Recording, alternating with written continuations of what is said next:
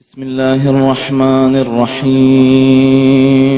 اللهم صل على محمد وآل محمد. أعوذ بالله من الشيطان اللعين الرجيم. بسم الله الرحمن الرحيم. الحمد لله ذا المن والإحسان وذي العز والسلطان الذي خلق الإنسان وعلمه البيان.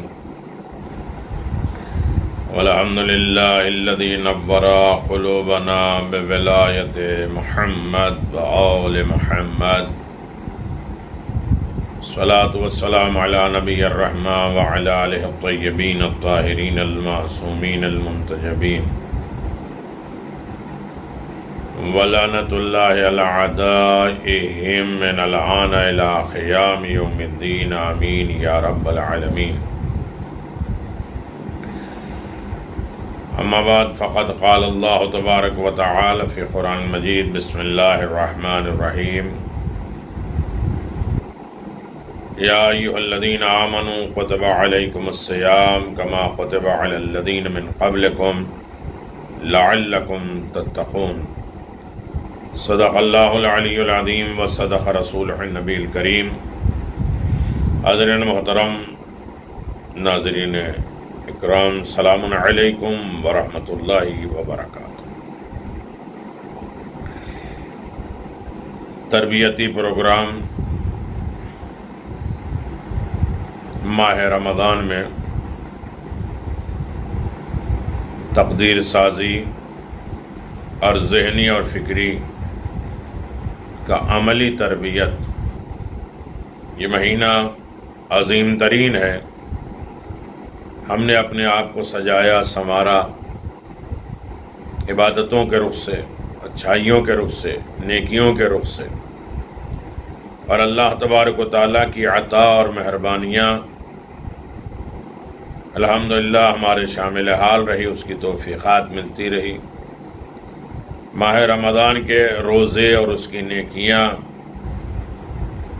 قرآن خوانی، اعمال، دستور، احکام، اچھائیاں، لوگوں کے ساتھ مروت اور محبت کے ساتھ پیش آنا، یہ سب توفیق الہی ہے اور اس کی بارگاہ میں بھیج رہے ہیں۔ تقوی کی آخری منزل تک ہم لوگ پہنچ رہے ہیں، جو تقوی انسان کو ایک ایک زینہ خدا سے قریب پہنچا رہا ہے، اور تقوی کے جز ایک ایک دن ہم حاصل کر کے مکمل متقی پرہیزگار بننے والے، اور عید کے دن انشاءاللہ پروردگار کی طرف سے یہ سند ملے گی لعلکم تتقون۔ اللہ کہتا شاید متقی، اور انشاءاللہ وہ کہے گا کہ تم متقی ہو گئے۔ تو کیسے ہوں گے؟ پیغمبر اسلام کے دستور کے مطابق، قانون کے مطابق، احکام کے مطابق پیغمبر اسلام نے ہر دن کی ایک چھوٹی دعائیں تعلیم فرمائی ہے، جو انسان کو تقوی الہی، خوف خدا، یاد الہی کی طرف گامزن کرتی ہے۔ اور اس طرح ہم بارگاہ رب العزت میں حاضر و ناظر ہیں، اور اللہ تبارک و تعالیٰ سے دعا گو ہیں کہ اس میں پیغمبر اسلام صلی اللہ علیہ وسلم نے فرمایا کہ دعا کرو 29 ماہ رمضان کی شب۔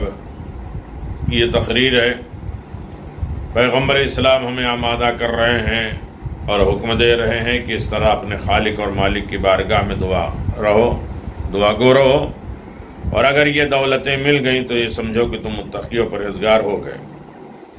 اور اختتام ماہ رمضان میں انشاءاللہ یہ ساری دولتیں ملتی جائیں گی، تو وہ تم بندے ہوگے جس کے اوپر رحم و کرم پروردگار جاری و ساری رہے گا، قابل رحم قرار دیے جاؤ گے۔ اگر یہ خدا نخواستہ یہ ساری دولتیں نہیں ملی تو ہم مرحوم نہیں، محروم قرار دیں گے۔ آج کی دعا میں ہے کہ اللہ ماہ رمضان کے ہماری زندگی کا آخری ماہ رمضان نہ قرار دے، اور اگر یہ ماہ رمضان ہماری زندگی کا آخری ہے تو ہمیں مرحوم قرار دینا، محروم قرار نہیں دینا۔ رات بات ہو چکی ہے کہ محروم کون لوگ ہیں، مرحوم کون لوگ ہیں۔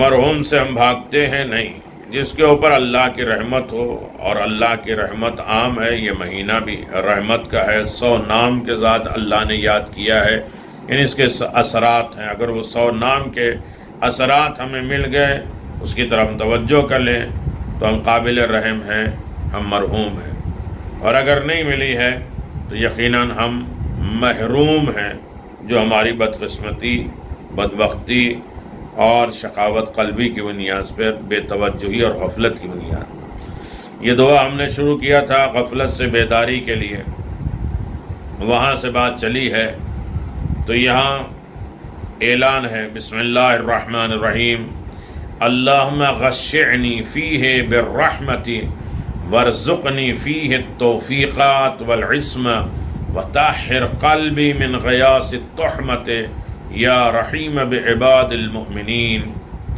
خدایا اس دن مجھے اپنی رحمت سے ڈھانپ دے اور مجھے توفیق اور حفاظت کرنے کا راستہ دکھا، میرے دل کو شکوک اور تہمت کی تاریکیوں سے پاک کر دے، اے مومن بندوں پر رحم کرنے والے پروردگار۔ یہ دعا میں 3 اہم چیزوں کا التجا کیا گیا ہے، مانگا گیا ہے 3 چیزیں، اللہ تبارک و تعالیٰ کی طرف سے سوال کیا گیا ہے۔ ایک تو ہے رحمت خدا میں ڈوب جانا، غرق ہو جانا، اللہ کی رحمت میں انسان ڈوب جائے، لہذا اللہ تبارک و تعالیٰ کا نیک بندہ جب بارگاہ رب العزت میں آتا ہے اور اس کی رحمت میں ڈوب جاتا ہے، آپ مسا کرتے وقت جو دعا پڑھتے ہیں کہ اللہ مسا کرتے وقت کہتے ہیں کہ ہمیں اپنی رحمت، اپنی مغفرت، اپنی عطا میں ڈبو دے۔ جب انسان ڈوب جاتا ہے تو اس کا پورا بدن جو ہے وہ اس میں ڈوب جاتا ہے۔ ہمیں رحمت کے کسی حصے میں نہیں چاہیے، ہاتھ پاؤں نہیں، بلکہ وہ رحمتیں چاہیے جس میں ہم ڈوب چکے ہوں گے، ہر چیز ہماری اس کی رحمت میں شامل ہو جائے گی۔ عصمت اور توفیق کی درخواست کی گئی ہے اور تہمت کی تاریکیوں سے پاکیزہ کرنے کی دعا مانگی گئی ہے۔ پہلی چیز یہ ہے کہ اللہم غشعنی فیہ بالرحمہ، ماہ مبارک رمضان برکت اور رحمت سے لبریز ہے، بھرا ہوا ہے۔ اس کا مطلب یہ ہرگز نہیں ہے کہ دیگر مہینے میں رحمت الہی سے خالی ہے، اللہ کا سب دن ہے، ہر دن رحمت الہی ہے، بلکہ ماہ رحمت سے مراد یہ ہے کہ ماہ رمضان میں رحمت حق کی وسعت جامعہ، رحمت الواسعہ بہت بڑی دولت ہے۔ اس میں کبھی بات ہوگی رحمت واسعہ کیا ہے، رحمت جامعہ کیا ہے، اور رحمت راضیہ کیا ہے۔ تو رحمت حق بالکل وسیع ہو جاتی، پھیل جاتی، دیگر مہینوں میں نسبت بہت زیادہ ماہ رمضان میں رحمتیں بہت زیادہ ہوتی ہیں۔ اس لیے ہماری کوشش یہ ہونی چاہیے کہ اس مہینے میں زیادہ سے زیادہ رحمت کے اپنے آپ کو حقدار بنائیں، اور دعا میں خدا سے کثرت کے ساتھ طلب مغفرت کریں، اللہ سے رحمت کا مطالبہ کریں۔ اسی لیے بندہ مومن آج کی دعا میں اپنے رب سے درخواست کرتا ہے، خدایا اس دن میں اس ماہ میں مجھ پر اپنی رحمت کا سایہ کر، اور اپنی رحمت سے میرے تمام وجود کو ڈھانپ لے۔ اگر خدا بند عالم خدا نخواستہ کسی بندے پر اپنی رحمت کے دروازے کو بند کر دے تو دنیا کی کوئی طاقت بندے مومن کو رحمت عطا نہیں کر سکتا، وہی لوگ محروم ہو جائیں گے۔ ہمیں آج محروم نہیں ہونا ہے، ہمیں مرحوم کی فہرست میں اپنے آپ کو داخل کر دینا ہے۔ اللہ تعالیٰ سے یہی گزارش ہے اور یہی حکم اللہ نے دیا ہے کہ اپنے نیک بندوں کی طرف ہم توجہ دیں کہ اے میرے کریم پروردگار، تیرا ایک نیک بندہ تیری طرف مطالبہ کر رہا ہے اور متوجہ ہے کہ ہم تیری رحمت کے محتاج ہیں، تیرے کرم کے محتاج ہیں، ہمیں رحمت چاہیے، اگر خدا کی طرف سے رحمت کے دروازے بند ہو گئے تو کوئی انسان اس کے لیے رحمت کا دروازہ کھول نہیں سکتا۔ رحمت بھی کیسی ہے، کتنی طریقے سے ہے، کن کن چیزوں کو اللہ نے رحمت قرار دیا ہے، یہ بہت لمبا موضوع ہے۔ اور رحمت ملے گی تو ہم مرحوم رہیں گے، رحمت نہیں ملی تو ہم محروم رہیں گے۔ اختتام ماہ رمضان حکم ما یفتح اللہ للناس ومن رحمت فلا ممسک لک ما یمسک فلا مرسل له من بعده وهو العزیز الحکیم۔ انسان کے لیے اللہ جو رحمت کا دروازہ کھول دے اسے بندہ بند کرنے والا نہیں ہے۔ ادھر سے رحمت کا دروازہ کھل گیا تو کسی کی ہستی نہیں، کسی کی طاقت نہیں کہ اس کے لیے وہ رحمت کا دروازہ بند کر دے۔ اور جس کے لیے اللہ نے رحمت کا دروازہ بند کر دیا کسی میں مجال نہیں ہے کہ اس کے لیے وہ رحمت کا دروازہ کھول دے، نہیں کھول سکتا۔ اور وہ بڑا غالب اور رحمت والا ہے۔ سورہ فاطر میں آیت نمبر 2 میں یہ اعلان ہے۔ خدایا نمایاں ترین صفت میں سے ایک صفات رحمت ہے جو عام ہے، اوپن ہے، بہت کھلی ہوئی ہے۔ جو صفت اللہ کی ہے وہ رحمت ہے، رحمان رحیم، رحمان رحیم، رحمان رحیم،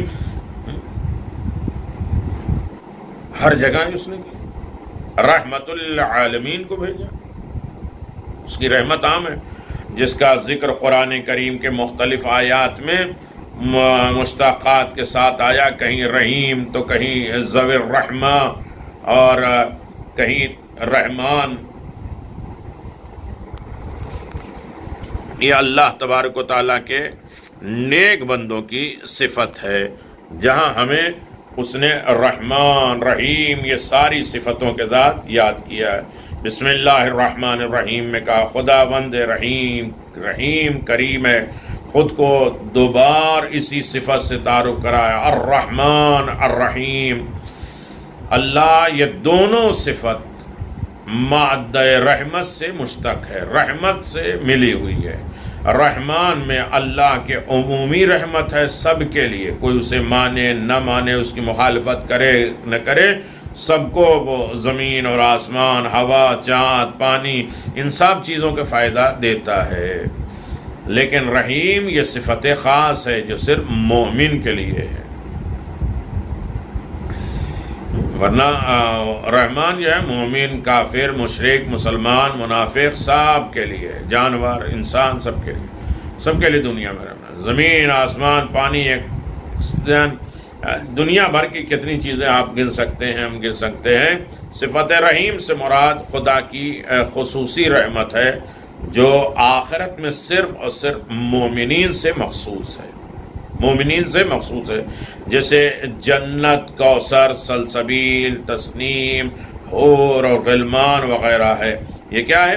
اللہ کی رحمت بڑی وسیع اور عریض ہے، پھیلی ہوئی ہے، لہذا رحمت حق سے مایوسی کفر ہے۔ بندہ مومن کو کبھی بھی اپنے گناہ کی بنا پر مایوس ہونے کی ضرورت نہیں ہے۔ دعائے جوشن کبیر میں آیا ہے، من سبقت رحمتہ غضبا، اے وہ ذات جس کی رحمت اس کے غضب پر سبقت کر دیتی، اس کی عطا پر بھاری ہے، اس کے قہر پر بلند ہے رحمت۔ اس نے صفت کو، رحمت کو عام رکھا۔ گناہگار ہو توبہ کرو، رحمت الہی کے سامنے آ جاؤ گے۔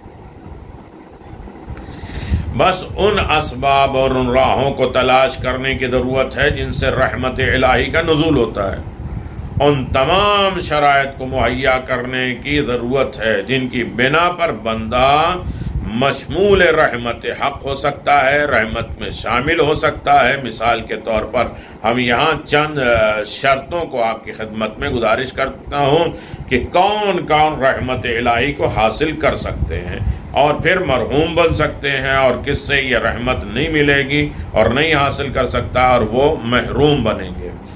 پہلی چیز ہے ایمان اور عمل، یعنی یقینی طور پہ اگر کوئی چاہے کہ اللہ کی خصوصی رحمت اس کے شامل حال ہو تو اسے ایمان کے ساتھ اعمال صالحہ بجا لانا چاہیے، جیسے کہ قرآن کریم حکم دیتا ہے فَأَمَّا الَّذِينَ آمَنُوا وَعَمِلُوا الصَّالِحَاتِ فَيُدْخِلُهُمْ رَبُّهُمْ فِي الرَّحْمَةِ۔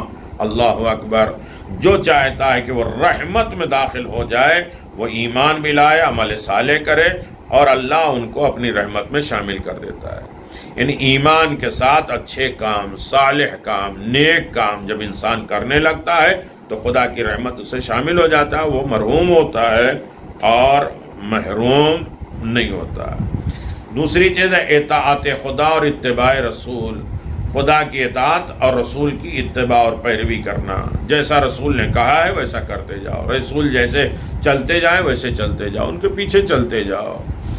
وہی شخص خدا کی رحمت خاص کا مستحق ہوگا جو اطاعت خدا اور اتباع رسول میں اعمال کو بجا لائے۔ قرآن کریم کا ارشاد ہے وَأَطِیعُوا اللَّهَ وَرَسُولَهُ لَعَلَّكُمْ تُرْحَمُونَ، اللہ اور اس کے رسول کی اطاعت کرو تاکہ تم پر رحم کیا جا سکے۔ تو اللہ کی رحمت چاہتے ہو تو سب سے زیادہ خداوند عالم کی طرف متوجہ ہو۔ اللہ کی اطاعت اور رسول کی اتباع ضروری ہے رحمت الہی کے لیے۔ اب جس کی زندگی میں اللہ کے حکم کے عمل پیرا ہونا ہے اور رسول کی اتباع کرنا ہے وہ تو رحمت میں ہے، جس نے رسول کی اتباع نہیں کی وہ رحمت میں نہیں ہے، مرحوم ہے۔ اب اس کی مثال بھی قرآن مجید میں بہت سی جگہ پہ کون لوگ ہیں کہ جو پیغمبر اسلام کی اتباع کر رہے ہیں؟ قُلْ إِن كُنتُمْ تُحِبُّونَ اللَّهَ فَاتَّبِعُونِي يُحْبِبْكُمُ اللَّهُ وَرَسُولُهُ۔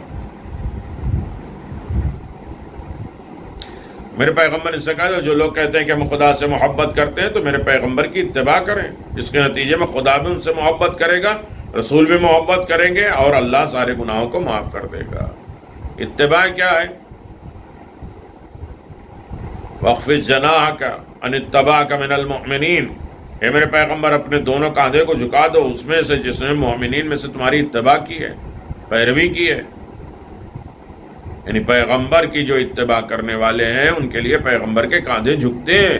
کہاں جھکے ہیں؟ ساری دنیا کے تو کاندھے پیغمبر کی طرف جھک رہے ہیں، پیغمبر کے کاندھے کدھر جھک رہے ہیں؟ تو فتح مکہ جانا پڑے گا جہاں پیغمبر کے کاندھے جھکے ہیں اور علی اس پر بلند ہوئے اور بتوں کا صفایا کیا۔ وہاں جانا پڑے گا کہ عید کی نمازیں اور حسن حسین پیغمبر کے کاندھے پر سوار ہیں۔ تو عزیزان محترم، تو اتباع پیغمبر ضروری ہے، پیغمبر کی اتباع۔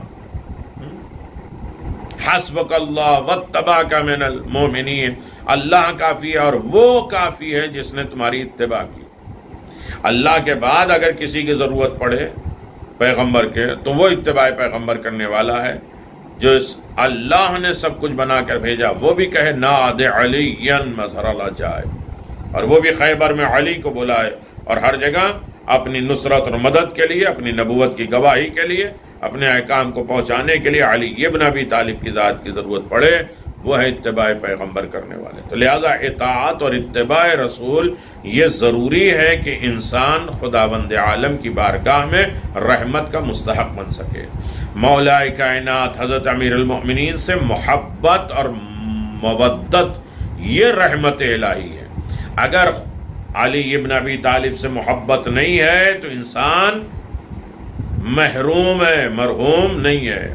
ولایت علی، محبت علی ابن ابی طالب علیہ السلام انسان کو مرحوم بناتا جس کے اوپر رحم الہی، رحمت الہی ہو۔ تو علی کی محبت اہل بیت بالخصوص امیر المؤمنین کی محبت نزول رحمت کا باعث ہے۔ رسول خدا صلی اللہ علیہ وآلہ وسلم فرماتے ہیں الا من احب علیا اثبت اللہ الحکمہ فی قلبہ واجر علی لسان الثواب وفتح اللہ علیہ ابواب الرحمہ۔ آگاہ ہو جاؤ، جو بھی علی سے محبت کرے گا خدا اس کے دل میں حکمت قرار دے گا اور اس کے لیے رحمت کے دروازے کھول دے گا۔ یعنی ولایت علی رحمت کا دروازہ کھلنے کا ذریعہ ہے۔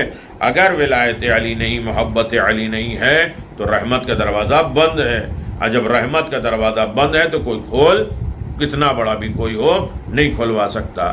وہ ہے محروم، مرحوم نہیں ہے۔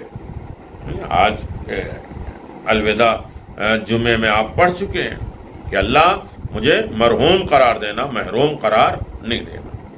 چوتھی چیز ہے ترک گناہ و توبہ استغفار، یہ رحمت الہی کے مستحق ہے۔ قال یا قوم لم تستعجلوا بالسنت بالسیئۃ قبل الحسنہ ولو تستغفرون اللہ لعلکم ترحمون۔ قال یا قوم لم تستعجلوا بالسیئۃ قبل الحسنۃ ولولا تستغفرون اللہ لعلکم ترحمون۔ صاحبان پیغمبر کہا، اے میرے قوم والو، آخر بھلائی سے پہلے برائی کی جلدی کیوں کر رہے ہو؟ تم لوگ اللہ سے استغفار کیوں نہیں کرتے تاکہ اللہ تم پر رحم کر سکے؟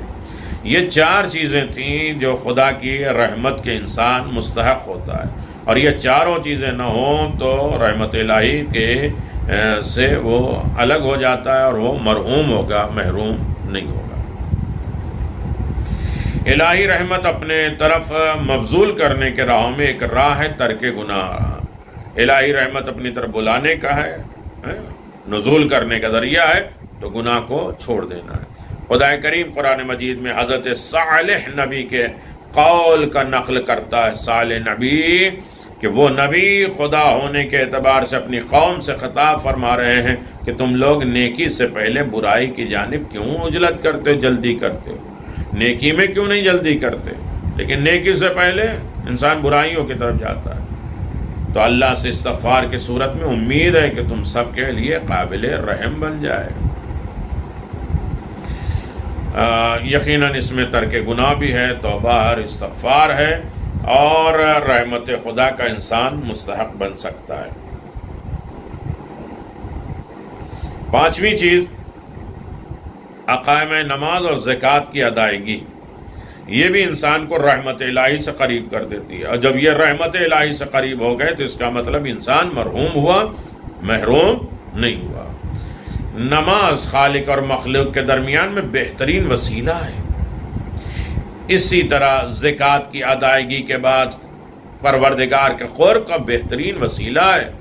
چنانچہ قرآن مجید میں اکثر مقامات پر جہاں اقامہ نماز کا ذکر ہوا وہیں زکوٰۃ کا بھی ذکر ہوا ہے۔ ارشاد ہوا اقیموا الصلاۃ وآتوا الزکاۃ وأطیعوا الرسول لعلکم ترحمون، اے نماز قائم کرو، زکوٰۃ ادا کرو، رسول کی اطاعت کرو، تم پر رحم کیا جا سکے۔ جس نے نماز کا قائم نہیں کیا، یعنی اول وقت نہیں پڑھا، اس کے آداب و اطوار کے ساتھ نہیں پڑھا، اس میں حضور قلبی اور خلوص نہیں پیدا ہوا، نماز ہر برائیوں سے روکتی ہے، ٹوکتی ہے، اور جو پہلی برائیاں ہیں وہ ختم ہو جائے، اگر نہیں کیا تو نہیں۔ زکوٰۃ کا مطلب یہ ہے کہ نماز پڑھنے والے کے اندر سے کچھ نہ کچھ خرابی نکلے، کچھ نہ کچھ برائیاں نکلے، اور انسان دوسروں کا خیال کرتا رہے۔ امیر المومنین علی بن ابی طالب نے اس کی مثال دی ہے کہ حالت رکوع میں بھی زکوٰۃ دے کے انگوٹھی بتا دیا کہ علی کی ولایت ہی رحمت ہی ہے۔ تو رسول کی اطاعت بھی رحمت ہے۔ تو تین چیزیں اس میں آ گئی، نماز قائم کرنا، زکوٰۃ دینا، رسول کی اطاعت، یہ کیا ہے؟ رحم و کرم کا دروازہ ہے۔ جس میں یہ تینوں چیزیں نہیں پائی وہ مرحوم ہے، محروم نہیں ہے۔ اس کے علاوہ صبر، عدل، انصاف، عفو، بخشش، صلہ رحم، برادران ایمان کے درمیان صلح، صفائی وغیرہ، ان تمام کاموں کے لیے آیات اور احادیث میں یہ سب نزول رحمت کا سبب ہے۔ رحمت اس میں نازل ہوتی ہے، لہذا خالق کائنات سے اپنے ہاتھوں کو بلند کر کے ہمارے لیے رحمت کے راستوں کو کھولنا چاہیے ہمیں، اور رحمت کا راستہ اگر کھل گیا تو انسان ہر منزل پہ کامیاب اور کامران ہو گیا۔ اگر خدا نخواستہ رحمت کے دروازہ بند ہو گیا تو ہم محروم رہیں گے، ماہ رمضان میں محروم۔ اللہ اکبر، پھر کوئی راستہ نہیں سوائے میدان عرفات کے۔ دوسرا جملہ کیا؟ وَارْزُقْنِي فِيهِ التَّوْفِيقَ وَالْعِصْمَةَ۔ رحمت خدا کیا ہے؟ رحمت خدا کون سی چیز باعث نزول رحمت ہے؟ رحمت کے نازل ہونے کا سبب کیا ہے؟ بس اتنا جان لینا کافی نہیں ہے، بلکہ خدا کی رحمت شامل حال ہونے کے لیے ضروری ہے ان چیزوں کو بھی حاصل کرنے کی کوشش کریں جو رحمت کے نازل ہونے کا سبب بنتی ہے۔ بس اسی بنا پر طلب توفیق کی ضرورت ہے کہ ہم جتنی بھی کوشش کریں اس کے بعد یہ کوشش میں توفیق بھی ملے، ہم لاکھ کوشش کریں نماز پڑھنا چاہتے ہیں لیکن توفیق نہیں ملی. یعنی ہماری کوئی نہ کوئی بیماری ہو گئی، کوئی خرابی، کوئی مصیبت، کوئی پریشانی میں مبتلا ہو گئے اور وہ توفیق ہمارے ہاتھ سے جاتی رہی اور ہم نے اول وقت نماز نہیں پڑھی ہے. کیونکہ جب تک اللہ کی توفیق نہ ہو اس وقت تک تنہا کوئی کوشش کامیاب ہونے والی نہیں ہے. توفیق سے مراد ہم نے 22 24 تاریخیں کی دعاؤں میں توفیق بتایا تھا کہ توفیق کسے کہتے ہیں. بڑی لمبی گفتگو ہوئی تھی کہ توفیق کے 35 دروازے ہیں. توفیق کوشش کرنے سے ملتی ہے. توفیق اللہ کی ایک بہترین نعمت ہے، رحمت ہے. لہذا اللہ کی اس امداد کا نام ہی توفیق ہے. اسی لیے امیر المؤمنین نے فرمایا کہ جب تک خدا مدد نہیں کرتا اس وقت تک بندہ کوشش میں کامیاب نہیں ہوتا. کتنی بھی کوشش کرے کامیاب نہیں ہے، اور اسی کو توفیق الہی کہتے ہیں. امیر المومنین علی ابن ابی طالب علیہ السلام نے فرمایا کہ توفیق رحمت خدا بھی ہے، نعمت خدا بھی ہے، عنایت خدا بھی ہے. توفیق کسے کہتے ہیں؟ رحمت خدا ہے، نعمت خدا ہے، عنایت خدا ہے. اگر یہ ہے تو ہم مرحوم ہیں، اگر نہیں ہے تو ہم محروم ہیں. یہ دعاؤں کو ہم پڑھیں، سمجھیں اور یاد رکھیں. توفیق الہی کا کرشمہ ساز معجزہ کیا ہے؟ توفیق الہی. اللہ اکبر. توفیق الہی کے متعلق انسان کی کوشش کے ساتھ ساتھ اللہ کی توفیق نہ ہو تو ہونی انہونی میں بدل جاتی ہے، اور اگر توفیق الہی ہو تو انہونی ہونی میں بدل جاتا ہے. یہ دونوں کے متعلق دو الگ الگ واقعات یوں بیان کیے گئے ہیں کہ ایک شخص حج کرنے کے لیے ایران سے جدہ ایئرپورٹ تک، میرے وہ ایک عالم دین ہے جو کہتے ہیں کہ میرے ساتھ گیا، پھر جدہ سے مکہ تک میرے ساتھ ہی قافلے میں رہا. پھر مکہ پہنچنے کے بعد وہ ذہنی طور پہ بیمار پڑ گیا. پھر اس کو وہیں سے ایران واپس لوٹا دیا گیا، حالانکہ اس شخص نے مناسک حج کی ادائیگی کے لیے مکمل کوشش کی تھی اور اس میں کوئی کسر بھی باقی نہیں چھوڑی تھی، اور مکہ تک بھی گیا مگر اسے حج بجا لانے کی توفیق نہیں ہوئی. ساری کوشش کر لی اس نے، وہاں تک پہنچا، محنت کیا، سب کچھ کر لیا، لیکن توفیق الہی نہیں ہوئی. انسان کے لاکھ کوشش کے باوجود خدا کی جانب سے توفیق کا ہونا ضروری ہے. اس کے واقعے کے بالکل خلاف اکثر ہم نے دیکھا ہے حج کے راستوں میں کہ مدینے میں رہے، زیارت کیا اور اس کے بعد شجرہ سے احرام باندھا اور اس کے بعد چلے عمرہ تمتع کے لیے. ابھی خانہ کعبہ میں پہلا قدم رکھا، پھسل گئے، گر گئے، کمر کی ہڈی ٹوٹ گئی اور پورے حج کے پیریڈ میں وہ ہاسپٹل میں رہے. تو لاکھ کوشش کی، سب کچھ کیا، لیکن توفیق الہی نہیں ہے تو ختم. اس کے اپوزٹ ایک شخص حج کے ارادے سے اپنے پاسپورٹ کے ہمراہ تمام ضروری کاغذوں کو حج کمیٹی کے دفتر میں جمع کر دیا، پاسپورٹ کے ساتھ اس کے کاغذ. حج پر جانے والوں کے لیے ایران میں بہت سے مراحل سے گزرنا پڑتا ہے. پھر حج کمیٹی کی جانب سے جواب کا منتظر بیٹھا رہا.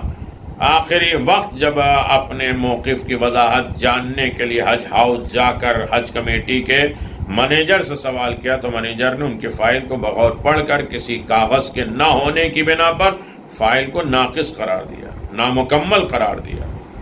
فائل میں موافقت نمی تمہارے کامیاب نہیں ہوگی، ان کے سفر کے لیے کافی نہیں ہے، موافقت نہیں کی جائے گی، لکھ کر ان کے نیچے دستخط کر دی. مگر جب خود حج کمیٹی کا منیجر حج کے لیے مکہ پہنچا تو مکے میں اس شخص کو دیکھ کر حیران زدہ ہو گیا جس شخص نے فائل پر اس نے یہ لکھ دیا تھا کہ تمہیں حج کی پرمیشن نہیں ہے. اسے قریب بلایا، پوچھا بھائی میں نے آپ کے فائل کو تو ناقص ہونے کی بنا پر رد کر دیا تھا، تو پھر کس طرح حج کرنے آئے ہو؟ اس شخص نے منیجر سے بڑے اطمینان سے کہا نہیں حضور، آپ نے لکھا ہی یہی تھا، یعنی آپ ہی نے میرے سفر کے لیے موافقت کیا تھا، اوکے کر دیا تھا. منیجر پریشان ہوا، اس کو اچھی طرح یاد تھا کہ اس نے اس پر ریجیکٹ لکھا تھا، منع کیا تھا کہ حج پر نہیں جا سکتا۔ اس کے بعد ایران آنے کے بعد ایران لوٹا، تحفظ پہنچا، دوبارہ اس روم میں اس کے فائل کو طلب کیا۔ اب جو دیکھا اس پر لکھا ہوا تھا کہ دراصل یہ بات تھی کہ اس نے نہیں کی جگہ ہاں لکھ دیا تھا، جس سے یہ پتہ ہوا کہ توفیق الہی یعنی اس کی فائل ناقص ہونے کے باوجود خدا کی مدد سے وہ حج جیسی عظیم عبادت سے مشرف ہو گیا۔ لہذا ہمیشہ اللہ کی توفیق کی دعا مانگنا چاہیے۔ اگر ایک لمحے کے لیے بھی ہمیں اپنے حال پہ چھوڑ دیا جائے تو ہم ذلت اور خاری ہو جائیں گے۔ لہذا ہر حال میں خدا کی توفیق شامل حال ہوتی ہے اور اسی کی محبت اور مروت ہوتی ہے کہ جو ہم کامیاب ہیں۔ توفیق عصمت خدا کی توفیقات میں سے ایک ایسی توفیق ہے جو اللہ کی جانب اس برگزیدہ بندے، چنے ہوئے بندے کو نصیب ہوتی ہے کہ آج کی دعا میں بندہ اپنے رب کی بارگاہ میں توفیق اور عصمت کے درخواست کر رہا ہے۔ خدا اس فقرے میں عصمت سے مراد گناہ اور معصیت سے بچنے کی توفیق ہے۔ اللہم ارزقنا توفیقا والعصمہ، اللہم ارزقنا توفیق الطاعہ وبعد المعصیہ۔ یہ کیا ہے؟ یہ عصمت ہے کہ ہم معصیت، خطا اور غلطیوں سے دور ہو جائیں۔ یہ ہمارے بس کی بات نہیں جب تک توفیق الہی نہ ہو۔ عصمت صرف 14 معصومین کے لیے منسوب ہے، وہ 14 معصوم ہی معصوم ہیں، اس کے علاوہ کوئی نہیں۔ اگرچہ ہمیں بچنے کے لیے، عصمت یعنی بچنا، گناہوں سے بچ جانا، معصوم 14 ہیں، بات اصل یہ ہے کہ عصمت کے مختلف درجات ہیں، کیٹیگری ہیں۔ عصمت کی سب سے اعلیٰ ترین منزل ہے معصومین، جس پر فائز ہیں یہ ہستیاں نبوت، امامت جیسے منصبوں سے فائز تھیں، جس کا تقاضا عصمت ہے، یعنی عصمت الہی کے بغیر کسی کو نبوت اور امامت جیسی عظیم الہی منصب نہیں مل سکتا۔ اور ذوات مقدسہ کا سب سے اعلیٰ ترین مرتبہ عصمت پر فائز ہونے کی بنا پر ہے، اور اس کی عصمت کو عصمت کبریٰ کہا گیا ہے۔ اس مرتبہ عصمت پر ان 14 معصومین کے علاوہ کوئی اور فائز نہیں ہو سکتا، کیونکہ یہ طیب و طاہر ہستیاں قدرت کے ارادہ تکوین کے تحت ہر رزق اور کثافت سے دور ہیں، حتیٰ کہ 1,24,000 انبیاء کی عصمت بھی ان کے مرتبہ عصمت کے ہم پلہ نہیں ہے۔ اس لیے امام علی رضا علیہ السلام نے فرمایا لا یقاس احد منا اہل بیت، کسی ایک کو بھی اہل بیت پر قیاس نہ کرو، اہل بیت کے برابر کائنات میں کوئی نہیں ہو سکتا۔ اور اس زمانے میں بڑی بحثیں ہیں، یقیناً عصمت اعلیٰ ہے۔ بعض بزرگ علماء جیسے علم الہدا سید رضی، سید مرتضیٰ، سید رضی الدین اور حوض علمہ کے اساتذہ کی تحقیق پر یہ سب جو ہے وہ گناہوں سے پاک تھے، لیکن یہ 14 معصومین کی فہرست میں نہیں ہے۔ جناب ابو الفضل باز، جناب علی اکبر، جناب زینب سلام اللہ علیہا مقام شخصیت ہے، مرتبہ عصمت پر فائز۔ اگرچہ یہ ہستیاں کسی ایسے منصب الہی پر فائز نہیں تھیں جن کا تقاضا خدا نے کیا ہے، عصمت صغریٰ ہے۔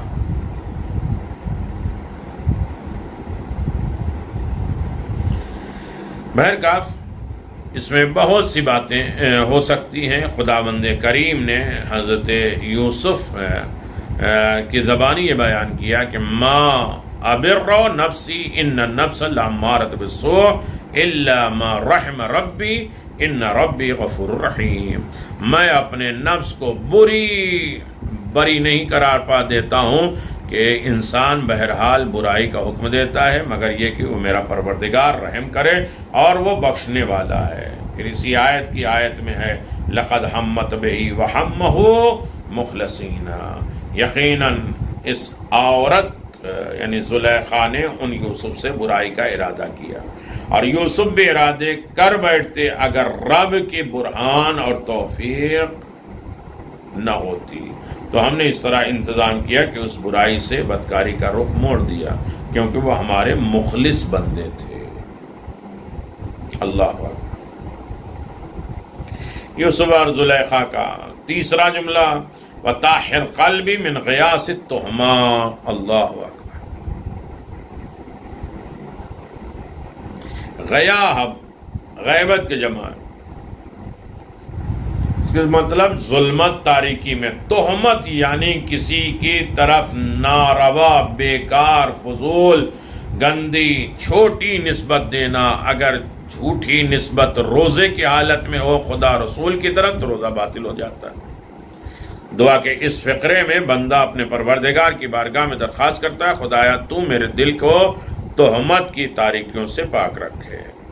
غیبت اور تہمت، امام جعفر صادق علیہ السلام کی حدیث کی روشنی میں ابو بصیر حضرت امام صادق علیہ السلام سے روایت نقل کرتے ہیں کہ آپ نے فرمایا، جناب ابو ذر غفاری نے رسول خدا سے غیبت کے متعلق سوال کیا تو آپ نے فرمایا، اے ابو ذر، غیبت اپنے دینی برادر کو اس چیز سے یاد کرنا جسے وہ پسند نہیں کرتا۔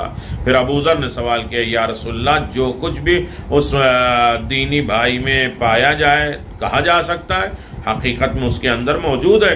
تو پیغمبر اسلام صلی اللہ علیہ وسلم نے فرمایا، اگر ایسا ہے تو وہ غیبت ہے، اور حقیقت میں وہ برائی برادر مومن کے اندر نہیں پائی جاتی ہے تو اس کی برائی کی نسبت اس کی طرف دینا یہ تہمت ہے۔ اس حدیث سے تہمت اور غیبت میں فرق ہوا۔ جو برائی ہو اور جس کی برائی ہو اس کو پیٹھ پیچھے ہو اور سننے والے کو برا لگے تو وہ غیبت ہے۔ ایک اور حدیث میں ہے، امام جعفر صادق علیہ السلام نے فرمایا، جب مومن بندہ اپنے برادر ایمانی پر کوئی تہمت لگاتا ہے تو اس کے دل سے اس وقت نور ایمان رخصت ہو جاتا ہے۔ ظاہر سی بات ہے کہ جب دل سے نور ختم ہو جائے گا تو تاریکیاں اس کی جگہ ڈیرا ڈال دیتی ہیں۔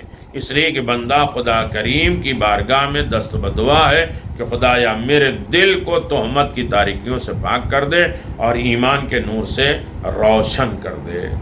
تو میرے عزیزو، یہ ہے رحمت۔ اگر یہ نہیں ہے تو رحمت الہی ہمارے لیے شامل حال نہیں ہے، اور رحمت الہی نہیں ہے تو اس کا مطلب یہ ہے کہ ہم محروم ہیں، مرحوم نہیں ہیں۔ تو اس طریقے سے ہم بارگاہ رب العزت میں دعا کریں کہ اللہ ہمیں مرحوم قرار دے، محروم قرار نہ دے۔ اسی لیے آج آپ دیکھیں کہ آج جمعۃ الوداع، ماہ رمضان کا آخری جمعہ بہت اہم ہے۔ آج ہم ماہ رمضان المبارک جیسے اللہ تعالیٰ نے ہمارے لیے رحمت اور مغفرت کا مہینہ قرار دیا ہے، الوداع کہہ رہے ہیں۔ ماہ رمضان جو وابستگی کا مہینہ تھا، جس کے لمحات ساعتوں سے روزہ دار خطاب کیا جاتا تھا، جس میں عبادتوں کا والہانہ اور خلوص کے ساتھ بجا لانا تھا، اور جب اس کو وداع کرتے ہیں تو اس کا چہرہ مرجھا جاتا ہے اور بڑے دل ہو کے جذبات اور حسرت کے ساتھ اس کو ہم رخصت کرتے ہیں۔ یعنی یہ ہونا چاہیے، کتنی رحمت ہے۔ ہمیں معصومین کی دعائیں دیکھیں، ہم تو خوشی ہوتے ہیں کہ بھئی وداع کی طرف کون توجہ کرتا ہے، عید کی خوشیاں مناؤ، عید کی تیاری کرو۔ ہر ایک اپنا احتساب کرے، حساب کرے، جیسے کہ آج ماہ رمضان کے آخری جمعہ ہے اور ہم اس ماہ مبارک کو الوداع کرنے جا رہے ہیں، تو ہم میں سے ہر ایک کو اپنا حساب کرنا ہوگا کہ ہم نے اس ماہ مبارک میں حدود اللہ، اللہ کے حق، اللہ کے حقوق، اللہ کے بتائے ہوئے قانون، حقوق العباد، بندوں کے حق کی ادائیگی کے ذریعے کوئی اخلاقی روحانی ترقی حاصل کی ہے۔ اللہ کا حکم ہے روزہ رکھنا تو رکھ لیا، اس نے حد پار کیا ہے کہ بھی یہ سب یہ نہیں کرنا، نہیں کیا۔ بندوں کا بھی حق ادا ہم نے کر دیا، لیکن ہمارے اندر اخلاقی اور روحانی بھی کچھ پیدا ہوئی ہے۔ کیا ہم نے مسلمان بھائیوں کے ساتھ پہلے سے زیادہ بہتر تعلق کیا، گھر والوں کے ساتھ اچھا سلوک کیا؟ ہمارے ذہن اور فکر جو ہماری تربیتی فکری تربیت میں کچھ تبدیلی آئی؟ کیا ہم نے اس ماہ مبارک میں اسلام اور مسلمانوں کے متعلق اپنی ذمہ داریوں کو پہلے سے زیادہ نبھانے کی کوشش کی؟ ماہ رمضان ایسا مہینہ جو انسان کو ہر گناہ سے پاک کر دیتا ہے، تو یہ غور و فکر کا مہینہ تھا۔ اس ماہ مبارک رمضان میں انسان اپنے آپ کو جائزہ لے، اپنا حساب لے کہ اس نفس کو اللہ تعالیٰ سے دور کرنے والی چیزوں سے ہم نے اپنے آپ کو بچایا کہ نہیں بچایا۔ دو خصلتیں، دو عادتیں ہیں جناب جابر بن عبداللہ الانصاری ماہ رمضان کے آخری جمعے میں حضرت محمد مصطفیٰ صلی اللہ علیہ وسلم کی خدمت میں حاضر ہوئے اور جناب حضور نے فرمایا، اے جابر، یہ ماہ رمضان کا آخری جمعہ ہے، اس جمعے میں یہ دعا پڑھو، کیونکہ جو بھی اس دعا کو پڑھے گا تو اس کو 2 اچھی خصلتوں میں سے ایک ملے گی، یا تو آئندہ ماہ رمضان اس کو نصیب ہوگا، یا پروردگار عالم کی حدود حساب بخشش و کرم اور رحمت کے شامل حال ہوگا۔ ماہ رمضان بھی مل جائے اور رحمت پروردگار کے شامل حال بھی ہو جائے، ایسا بھی ہو۔ اللہم لا تجعلہ آخر العہد من صیامنا ایاہ فَإِن جَعَلْتُهُ فَاجْعَلْنِي مَرْحُومًا وَلَا تَجْعَلْنِي مَحْرُومًا۔ اے اللہ تعالیٰ، اسے ہمارے روزے کے آخری زمانہ نہ قرار دینا، اور اگر تو نے قرار دیا ہے تو ہمیں اپنی رحمت سے سرفراز اور محروم نہ کرنا۔ روزہ رکھنے کی اصل غرض کیا ہے؟ قرآن مجید نے فرمایا کہ ماہ رمضان میں ہمارے روزے رکھنے کی اصل غرض اور مقصد تقوی الہی پیدا کرنا ہے، جیسے سورہ بقرہ، یا ایھا الذین آمنوا کتب علیکم الصیام کما کتب علی الذین من قبلکم لعلکم تتقون۔ ہمارا متقی بننے کا ہے۔ اور تقوی کیا ہے؟ تقوی یہ ہے کہ بندہ اس کام سے پرہیز کرے جس سے اللہ نے منع کیا ہے، اور ہر وہ کام کرے جس کا اللہ نے حکم دیا ہے۔ تو ہمیں ماہ رمضان کو الوداع کرتے وقت یہ عہد کرنا ہے، یہ وعدہ کرنا ہے کہ ہم اللہ تعالیٰ کے تمام احکامات پر دل اور جان سے عمل کریں گے، اور ہر اس کام سے پرہیز کریں گے جس کا مالک حقیقی نے حکم دیا ہے۔ اللہ تعالیٰ کے علاوہ کسی کی عبادت نہیں کریں گے، اور کسی کو اس لائق عبادت اطاعت نہیں سمجھیں گے۔ جس طرح ہم اپنی جان، مال، اولاد کی حفاظت کرتے ہیں، اسی طرح دین اسلام کی حفاظت اور ترویج کرتے رہیں گے، اسے تبلیغ کرتے رہیں، ہر وقت کوشش کرتے رہیں گے، کیونکہ ہمیں ایسا مسلمان ہونا ہے جس کے اندر ابتدا اور انتہا دونوں اسلام اور ایمان ہو۔ اور اگر ماہ رمضان کے سارے روزے، ساری عبادتوں کو ہم نے کما لیا ہے تو اس کی ہمیں حفاظت کرنا ہے۔ اللہ کے اوصاف کیا ہیں؟ امام زین العابدین علیہ السلام نے فرمایا، ماہ رمضان کو الوداع کرتے وقت اوصاف الہی بیان کرو، خدا کی صفتیں، خدا کی اچھائیاں بیان کرو۔ اے جو اپنے احسان کے بدلہ نہیں لیتا، اے اللہ جو عطا اور بخشش اور پشیمان نہیں ہوتا، جو اپنے احسان کا بدلہ نہیں چاہتا، جو عطا اور بخشش پر پشیمان اور شرمندہ نہیں ہوتا، وہ اللہ جو اپنے بندوں کو بالکل تول کے اجر نہیں دیتا، بے بہا دیتا ہے۔ تیرے نعمتیں بغیر کسی سابقہ استحصال کے ہم مستحق نہیں ہیں تب بھی دیتا ہے۔ تیرا عفو درگزر تفضل احسان ہے، تیرے سزا دینا عدل و انصاف ہے، تیرا فیصلہ خیر و بہبودی کا عامل ہے۔ اگر تو دیتا تو اپنی عطا کی منت گزاری سے آلود نہیں ہوتا، اگر منع کر دیتا ہے تو یہ ظلم اور زیادتی کی بنا پر نہیں ہوتا۔ جو تیرا شکر ادا کرے تو اس کے شکر کی جزا دیتا ہے کہ تو نے ہی تو اس کے دل میں شکر گزاری کا القاء کیا ہے۔ جو تیری حمد کرتے ہیں اسے بدلہ دیتا ہے، تو نے ہی تو اسے حمد کی تعلیم دی ہے۔ جو اسے ایسے شخص کی پردہ پوشی کرتا ہے جو جانتا ہے اور اسے رسوا نہیں کرتا، ایسے شخص کو دیتا ہے کہ اگر نہ چاہتا تو اسے نہ دیتا، اور تو نے اپنے کام کی بنیاد تفضل اور احسان پر رکھی ہے۔ تو نے اپنے اقتداء کا عفو درگزر کی راہ میں رکھا ہے کہ جس کسی نے تیری نافرمانی کی تو نے اس سے فرما برداری کا اختیار کیا۔ اللہ اکبر۔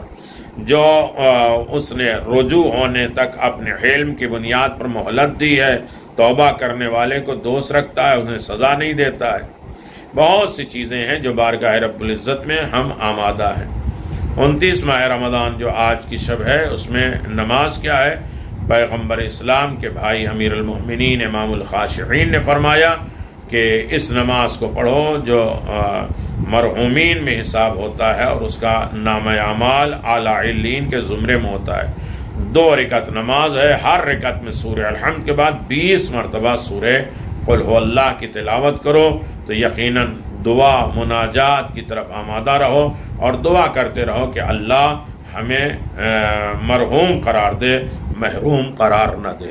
تو یقیناً اس ماہ رمضان میں ہم مرحوم جا رہے ہیں یا محروم جا رہے ہیں، یہ ہمارے ہاتھ میں ہے، ہم حساب کا وقت ہے، 1-2 دن باقی ہے، ان تمام چیزوں کو ہم کلیئر کر سکتے ہیں، اس لیے کہ اللہ کی بخشش اب زیادہ بڑھ گئی ہے۔ جو ہر دن میں 1000 بخشتا تھا، اب ہر لمحے شب جمعہ اور جمعے کو ہر لمحے ہر گھنٹے 10,000 کو بخشتا ہے، اور آخری وداع کے وقت جتنا پورے ماہ رمضان میں بخشا ہے اکیلے آخری دن میں بخشتا ہے۔ خداوند عالم سے دعا ہے کہ رب کعبہ ہمیں یہ تقوی کی جو زینت ہے، تقوی کا جو زینہ ہے، اس پر چلنے، عبور کرنے، اس پر قائم رہنے کی دولت عطا فرما، تمام فتنے آفات اور بلاؤں سے محفوظ فرما۔ یہ ہماری زندگی کا آخری ماہ رمضان نہ قرار دینا، بار بار یہ عظیم دولت ہمیں مرحمت فرما، اور اس میں جتنی رحمتیں اس میں شامل حال فرما، اس میں جو ہم نے کوتاہیاں اور غلطیاں کی اسے درگزر فرما، ہمارے اندر اخلاقیات اور روحانیت کو پیدا فرما۔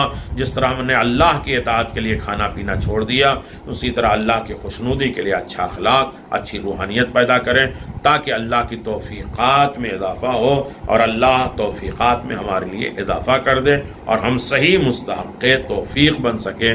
وآخر دعوانا ان الحمدللہ رب العالمین۔ معصومین کے حوالے ہم اپنے روزے، نمازیں، دیگر عبادتوں کو کرتے ہیں، وہ خدا تک انشاءاللہ پہنچائیں گے، اس کا بہترین اجر و ثواب ملے گا۔ ہم سب کے مرحومین کی مغفرت فرما، ہمارے زندوں کی حفاظت فرما، امام کے ظہور میں تعجیل فرما، تمام مریضوں کو شفائے کاملہ عاجلہ۔ اللہم عجل لولیک الفرج وجعل انصارک و امانک ورحمت اللہ وبرکاتہ۔